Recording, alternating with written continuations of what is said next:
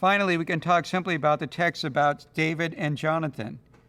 Many people argue a homoerotic interpretation to these texts.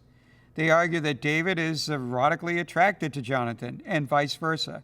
And this is an example for committed homosexual unions today. The whole problem with that is it completely misconstrues the nature of covenant language in the ancient world. We can look at treaties between suzerains or sovereign rulers over other rulers, and they make treaties with these lesser vassals, and they use in the context which you would think would be love language. But love language is a way of communicating covenant treaties. Covenant is kinship. It's the extension of kinship privileges and obligations across bloodlines. And in different countries is a way of extending kinship between monarchs, sometimes by extending one's daughter for marriage, or otherwise setting up a treaty with a vassal in which each is being regarded now as the kin of the other. And the higher status ruler is in effect viewed as the older brother in the relationship, to which you have kinship, or father even in the relationship, to which you have kinship obligations and privileges. And that's effectively what's going on with David and Jonathan. The succession narrative in 1 Samuel is actually talking and explaining about how it is that David should be grafted into the royal line of Saul.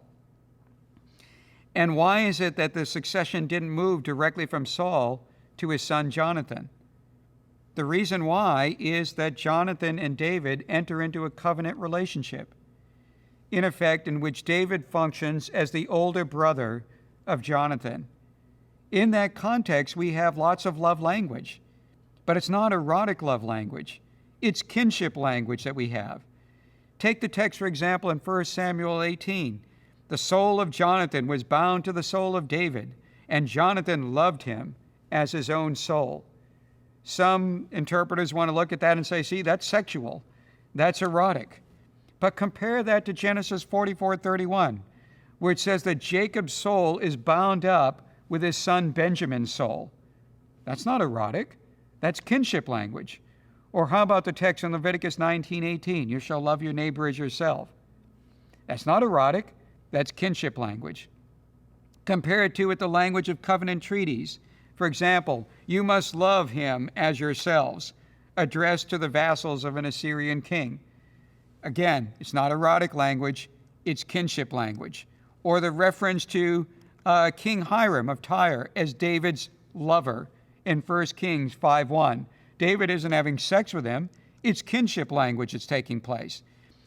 Compare the language of Jonathan delighted very much in David in 1 Samuel 19:1.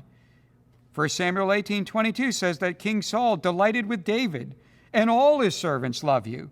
Now then become the king's son-in-law. There's nothing erotic about that. It's all kinship language. 2 Samuel 20, whoever delights in Joab and whoever is for David, let him follow after Joab.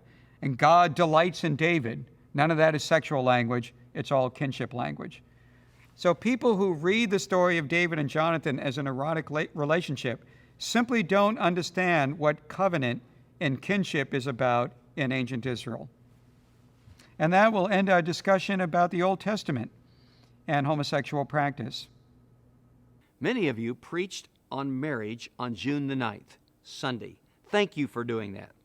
There were thousands of pastors across America that participated. Thank you for doing that. But you're not too late.